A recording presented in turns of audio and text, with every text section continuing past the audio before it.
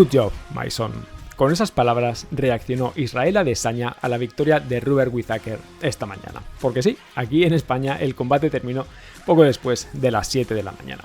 Y bueno, no fue para menos cuando nos damos cuenta de que prácticamente todo lo que se pudo haber dicho en la previa, y no solo aquí, sino en todas esas miles de previas que hay por ahí rondando en miles de páginas web, pues prácticamente en su mayoría se cumplió, ¿no? Porque sí, o sea, Gastelum se presentó a una pelea que había aceptado con poco tiempo de antelación e hizo gala de su garra, hizo gala de su corazón y de su valentía que bueno, o sea, que por otra parte pues, siempre ha mostrado, ¿no? A la hora de presentarse dentro del octágono y de dar un buen espectáculo. Y eso, obviamente, pues también incluye sus defectos, que aquí también se dijeron. Por la otra parte estaba Robert Whittaker, ¿no? Posiblemente en su mejor momento, tanto de forma física como mental. Con ese nuevo enfoque que os comentaba aquí el viernes pasado, ¿no? Una nueva mentalidad basada en el equilibrio, basada en el momento, en el presente.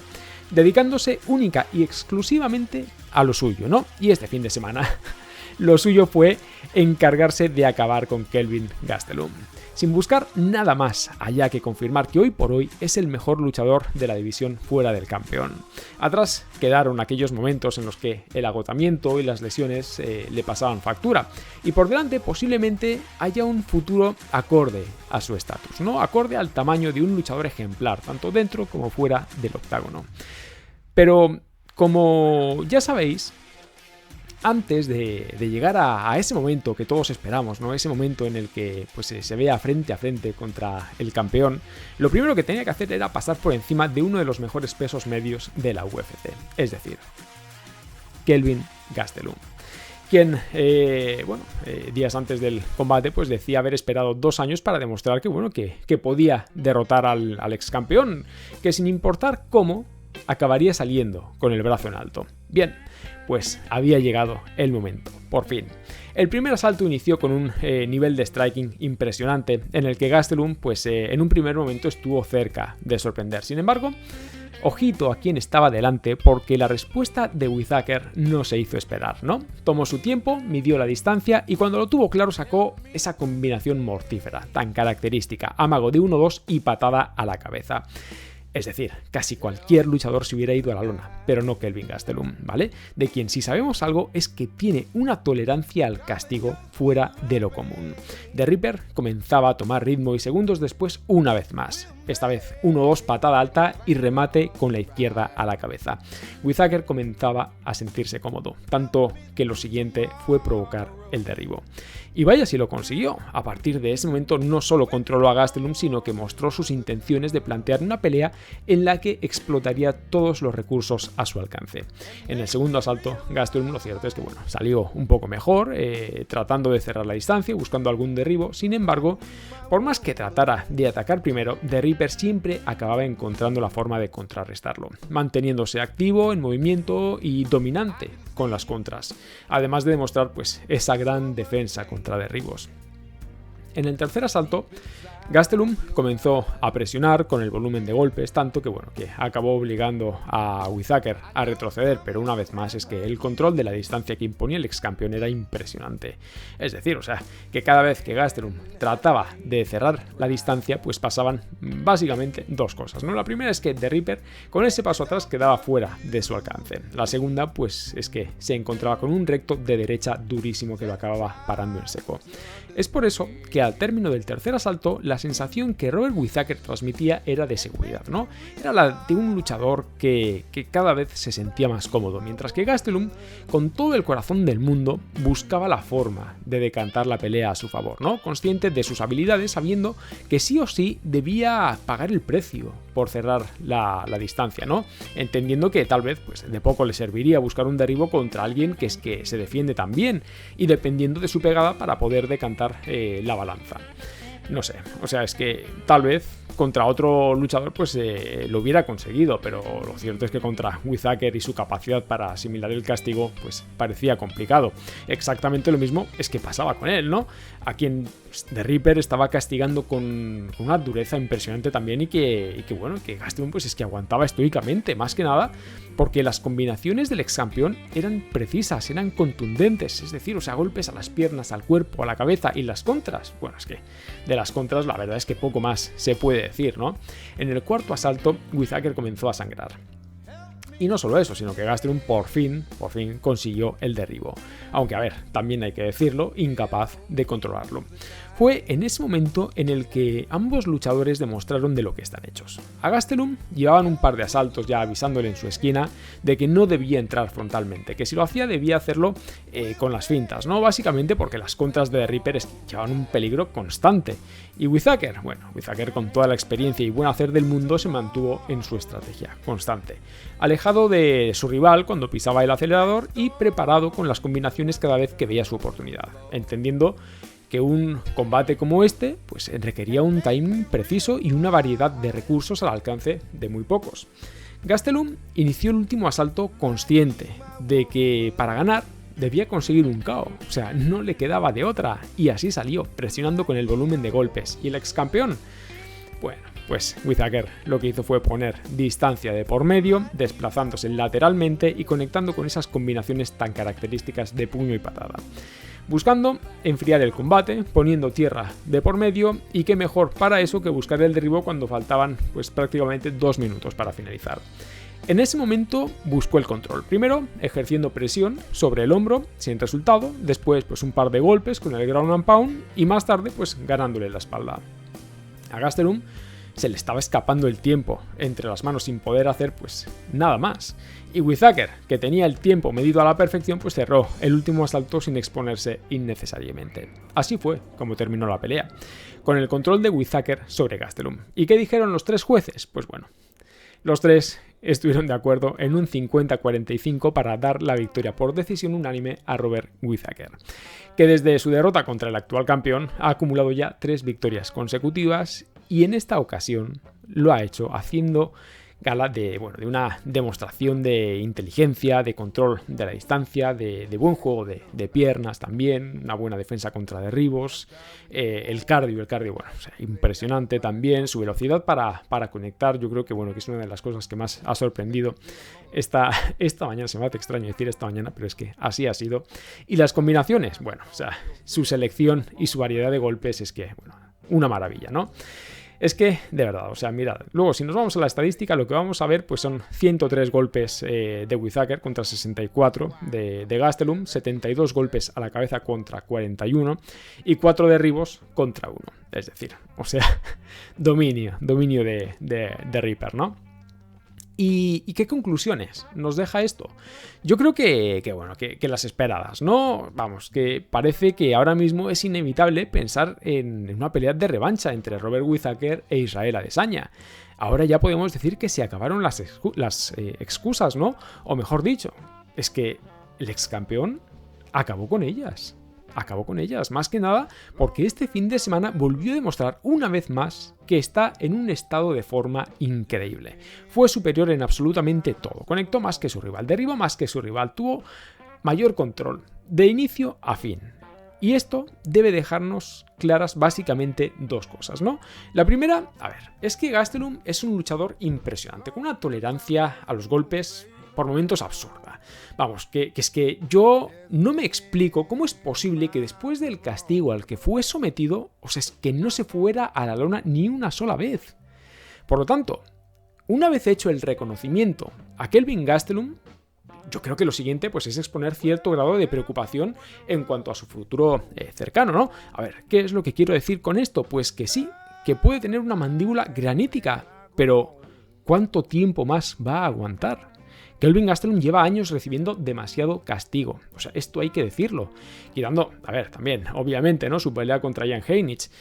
Y no sé yo cuánto tiempo pueda pasar antes de que esto comience a pasarle factura, porque es que en algún momento va a pasar. Por otra parte, bueno, pues Whittaker merece ya su oportunidad para recuperar el cinturón, ¿no? Digo yo. O sea, es que ahora sí, porque ¿qué más tiene que demostrar?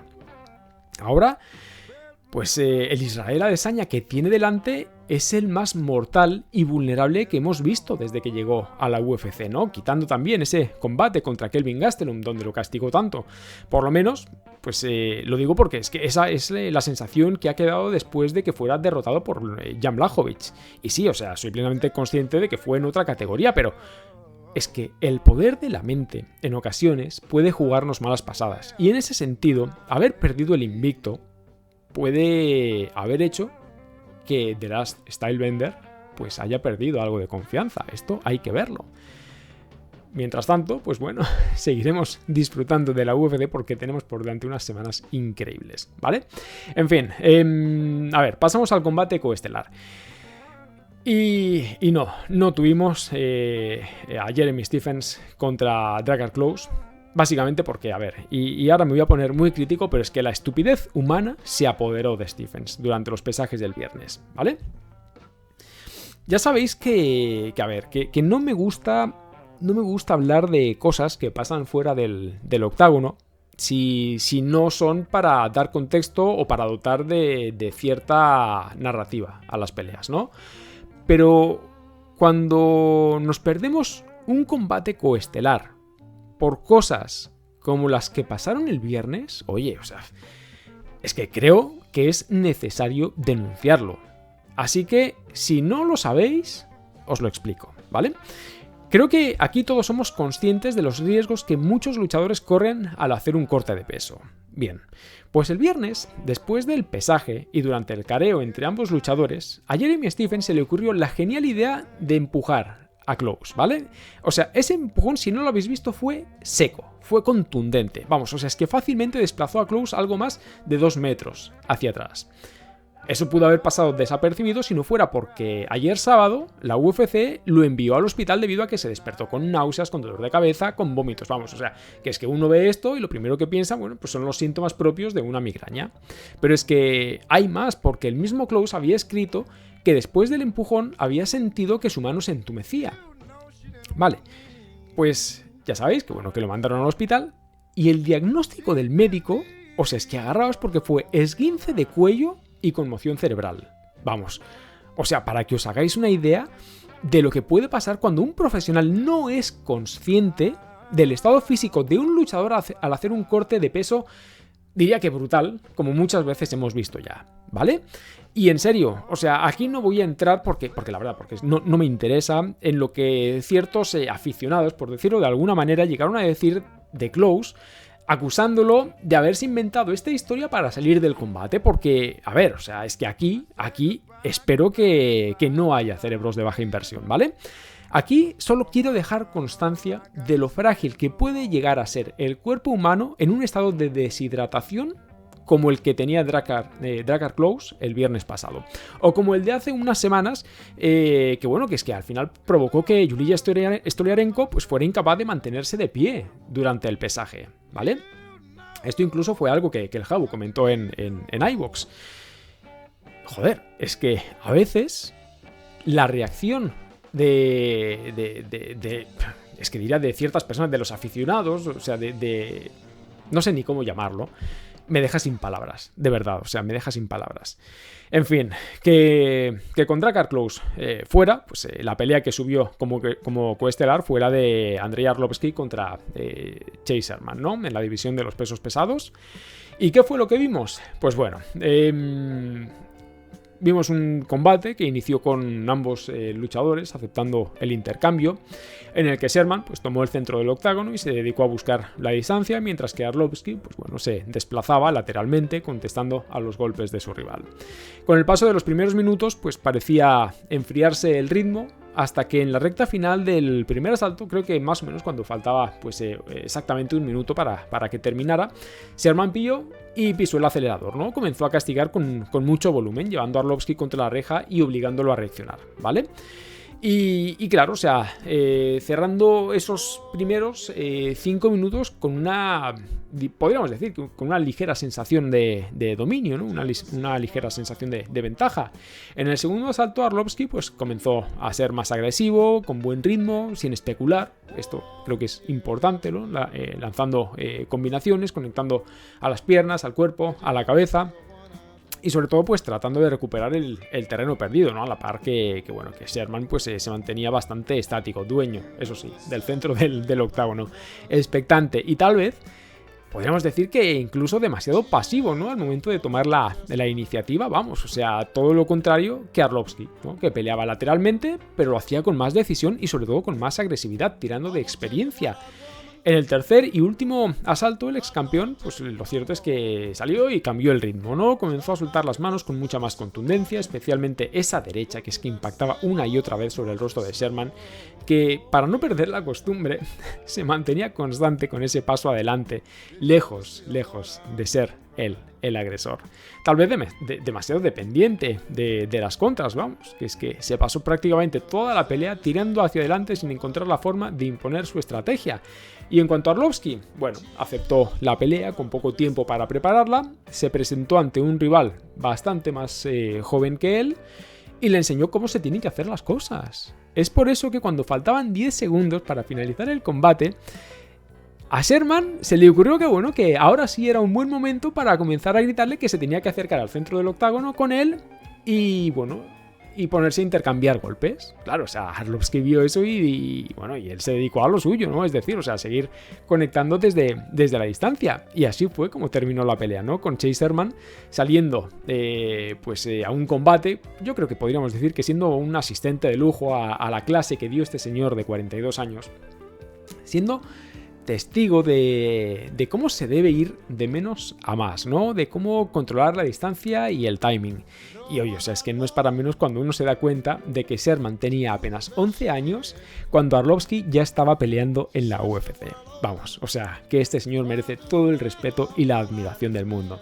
De esta forma, vuelve a la victoria. Ahora ya tiene 3 en sus últimas 4 peleas, se pone con 20, a solo 3 del Cowboy Cerrone y todo, insisto, con 42 añazos ya. Impresionante. En fin, seguimos con la pelea entre Jacob Malkoun y Abdul Razak Al-Hassan. Un combate en el que chocaron estos dos en la división del peso medio. ¿Y qué fue lo que vimos aquí? Pues a ver, vimos una pelea en la que por mucho poder de KO que pudiera tener el luchador ganés, me refiero a Al-Hassan, pues acabó llegando al límite, ¿no? Porque, a ver, es que si habéis visto en alguna ocasión, alguna pelea, ¿no? de Al-Hassan, pues sabréis que estos combates pues, no suelen pasar del primer asalto, ¿no? Sin embargo, cuando enfrente tienes a un luchador como Malkoun, a ver, cuidado, porque este es de los que te cierran la distancia y ya no te sueltan, ¿vale? Y es que eso fue lo que pasó, ¿no? Inició la pelea y apenas dio tiempo a Al-Hassan para que pudiera proponer algo, ¿no? Vamos, que es que el primer asalto fue una demostración de Malkoun de cómo mantener la presión constante, asfixiante y de cómo evitar que el rival pueda desarrollar su estrategia. En el segundo asalto, el luchador ganés debía intentar a toda costa que la pelea mantuviera la verticalidad. Tardó menos de un minuto en volver a la lona, ¿no? Y aunque intentó sorprender a Malkoun con una guillotina, lo cierto, a ver, es que también fue incapaz de mantenerla, ¿no? Ahora era el luchador australiano el que transicionaba buscando la sumisión, controlando desde la posición de los 100 kilos, intentando una y otra vez la guillotina o la estrangulación de anaconda, y cuando vio que no lo conseguía, pues aceptó la pelea de pie. Exactamente de la misma forma que lo hizo en el primer asalto, ¿no? Dejando apenas un minuto para trabajar en el striking. Y ahí, que era donde el ganés podía llevar más peligro, pues también fue donde él dominó, ¿no? Donde el australiano, pues, fue más contundente. De esta forma terminaba el segundo asalto, con un dominio de Malkoun al que Al-Hassan, pues, lo cierto es que no podía ofrecer respuesta, ¿no? Físicamente estaba fundido, totalmente agotado, dejando constancia de que, pues, solo era necesario mirar su récord para saber cómo plantear una estrategia acorde. Es decir, Al-Hassan ha ganado todos sus combates en el primer asalto. Siempre que ha pasado de esos primeros 5 minutos ha perdido. Y eso evidentemente pues expone su mayor debilidad, o sea, la falta de movilidad, la falta de recursos tanto en defensa como en ataque, y una dependencia absoluta de su pegado, ¿no? Que parece ser la única manera que este luchador pues tiene de ganar, ¿no? Con esa tremenda explosividad y la fuerza que tiene. Por lo tanto, el tercer asalto pues continuó con el guión establecido. Jacob Malkoun cada vez con más seguridad tanto a ras de lona como ya también de pie, y Al-Hassan sin encontrar ni el timing, ni la distancia, ni el KO. Vamos, que es que podríamos decir que acabó frustrado. Más que nada porque, una vez más, llegamos al límite donde los jueces le dieron la victoria por decisión unánime al australiano, a Jacob Malkoun, que de esta forma pues se pone 1-1 ya en su carrera dentro de la UFC, y Abdul Razak Al-Hassan pues con su tercera derrota consecutiva, creo que más vale que comience a ponerse las pilas, porque de seguir así el futuro pues no es muy alentador. En fin, veremos. En el peso mosca femenino chocaron Tracy Cortés y Justine Kish, ¿vale? Es decir, un choque de estilos. Kish rápidamente pues comenzó a presionar a Cortés con el volumen de golpes contra la reja, trabajando desde el clinch, y claro, cómo contrarrestar el tremendo nivel de Muay Thai y cinturón negro en karate de la rusa, muy fácil, con la lucha. Y para eso Cortés pues fue a buscar el derribo. De hecho, pues se fue llevar a su rival a la lona y comenzar a castigarla con un martilleo constante, haciendo uso del ground and pound sólido y consistente. Y no solo eso, sino que transicionando a la perfección buscando la sumisión, ya fuera con la barra de brazo o con la guillotina, dejando en evidencia el bajo nivel de jiu-jitsu que tiene Justine Kish. En el segundo asalto, la luchadora rusa debía hacer ajustes, ¿vale? Debía evitar a toda costa que Tracy Cortés pues, la llevara a la lona, y aunque al inicio trató de poner distancia de por medio, lo cierto es que con más de 3 minutos por delante se vio una vez más bajo el dominio de su rival, ¿no?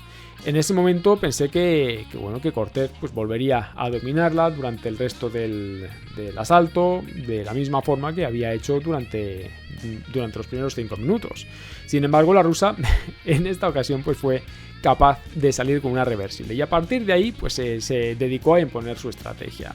Es decir, o sea, a conectar con contundencia, manteniendo la pelea de pie, y poco a poco pues comenzó a ganar terreno, a tal grado que terminando el segundo asalto la pelea parecía estar igualada. El tercero y último debía decirnos si Cortés impondría su dominio a ras de lona o si Kish sería capaz de mantener la verticalidad. ¿Y sabéis qué fue lo que pasó?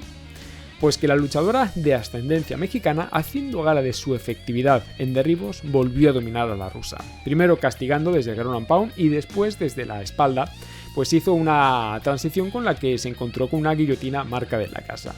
Desde esa misma posición, ambas recuperaron la verticalidad. Y oye, o sea, de verdad que esa guillotina estaba bien cerrada. Vamos, o sea, es que todo parecía indicar que podría terminarla. Sin embargo, no sé si es que Justine Kish se salió o si fue Cortés la que soltó el agarre. Pero al final, sea como fuere, ambas desde ese momento apostaron por el striking, ¿vale? Y si el primer asalto había sido del dominio de la americana, conectando 34 golpes frente a los 12 de la rusa, y el segundo favorable a Kish con 38 golpes frente a los 24 de Cortés, la recta final de este último asalto podría ser definitiva de cara al resultado final. Como decía, ambas se enfocaron en el striking, y fue ahí donde Tracy Cortés comenzó a ganar terreno. Tal vez sorpresivamente, ¿no? Porque más allá de los más de 6 minutos de control a ras de lona, pues también quiso demostrar que estando de pie tenía mucho que decir. En ese tercer asalto terminó conectando 26 golpes contra 22 de la rusa, con una efectividad del 63% frente al 38% de su rival, y dando la sensación de que sí, Kish hizo un esfuerzo en el segundo asalto por igualar la pelea, pero finalmente era ella quien había dominado por más tiempo. Era ella quien tuvo mayor precisión tanto en golpes conectados como en derribos. Y de esta forma pues fue como terminó el combate. Es decir, que llegamos a la decisión de los jueces que, por decisión dividida, dieron la victoria a Tracy Cortés, ¿vale? De esta forma, pues bueno, la luchadora de ascendencia mexicana ya lleva 9 victorias consecutivas y 3 dentro de la UFC. Es decir, muy buen nivel el de pues esta luchadora, ¿no? que sigue ascendiendo en el ranking. Y bueno, ahora sí ya llegamos al final, terminamos con el primer combate de esta main card, el que enfrentaba en el peso ligero a Luis Peña de Violet Bob Ross contra Alexander Muñoz. Y bueno, ¿y qué fue lo que vimos aquí, no? Pues para empezar, al luchador tejano, es decir, a Muñoz, para que pongamos las cosas en su sitio, pues siendo más agresivo, soltando manos, mientras que Peña pues rápidamente tomó el centro del octágono, ¿no? Y lo hizo como ejerciendo presión, ¿no? Con su mayor envergadura, porque a ver, o sea, no diremos que fue hacia adelante con el volumen de golpes, ni se mostró mucho más agresivo, sino que su misma envergadura pues hizo que dominara el centro. Sin embargo, Muñoz, que parecía ser plenamente consciente de la peligrosidad del italiano en la larga distancia, pues fue a por el derribo, ¿vale? Y sabiendo que para poder tenerlo controlado, porque es que ya os digo yo que Peña es muy grande, debía presionarlo y evitar que pudiera explotar su mayor capacidad física. Muñoz conectaba, de verdad, o sea, y me parece increíble porque lo hacía con las patadas bajas, al tobillo, con buenas contras, rompiendo la distancia, mientras que Peña parecía esperar el momento oportuno para conectar algún golpe que pusiera en problemas a su oponente, dando muestras de una confianza plena tanto en su técnica como en su fortaleza. Sin embargo, es que, insisto una vez más, el luchador tejano no cesaba en su empeño. El primer asalto terminó con muy buen ritmo, de verdad, y el segundo inició de la misma forma, con ambos luchadores demostrando un muy buen nivel de striking, y donde tal vez Muñoz comenzaba a generar ventaja, ¿no? Ejerciendo presión desde el centro del octágono con las combinaciones, castigando la base de Peña, que al final, o sea, es que ese parecía ser el plan que tenían en la esquina, porque es que si esas patadas bajas estaban funcionando, es que debía seguir insistiendo con ellas, y así lo hizo. De hecho, hay un momento en ese segundo asalto en el que se muestra el número de golpes conectados a la cabeza, al cuerpo y a las piernas. Y ahí precisamente, en la base del italiano, es donde se veía la mayor diferencia a favor de Muñoz. En definitiva, el tejano parecía más decidido, pero el desgaste físico pues ya comenzaba a pasarle factura, mientras que a Peña pues la verdad es que se le veía también más entero. Y así fue como llegaron al último asalto, ¿no? Ahora era Violet Bob Ross quien tomaba la iniciativa, conectando desde la distancia con patadas frontales, con rodillas voladoras, pero bajo mi punto de vista, de manera inconsistente. En serio. Es decir, que si Peña quería ganar, creo que tenía que haber sido más agresivo. Por lo menos esa era la sensación que a mí me transmitía lo que pasó ya lo veréis. Porque, de verdad, por muy confiado que estuviera, yo no tenía nada claro que hubiera ganado por lo menos uno de esos dos primeros asaltos. Lo que sí hizo, y aquí es donde, a ver, hay que darle todo el mérito del mundo, pues fue en subir el ritmo del combate, ¿no? Comenzó a conectar más que su rival. Y eso, pues, eso fue lo que provocó que Muñoz se creciera, ¿no? En cierto modo, poco a poco comenzó a ganar terreno hasta convertir ese último asalto en un intercambio de golpes donde la mayor contundencia estaba a su favor, pero no el mayor volumen de golpes. Vamos, que es que si nos fijamos en la estadística veremos que en los dos primeros asaltos, en su conjunto, quiero decir, fueron 43 golpes conectados a favor del italiano y 49 a favor de Muñoz, ¿vale? Aquí tenemos una ligera ventaja a favor del tejano.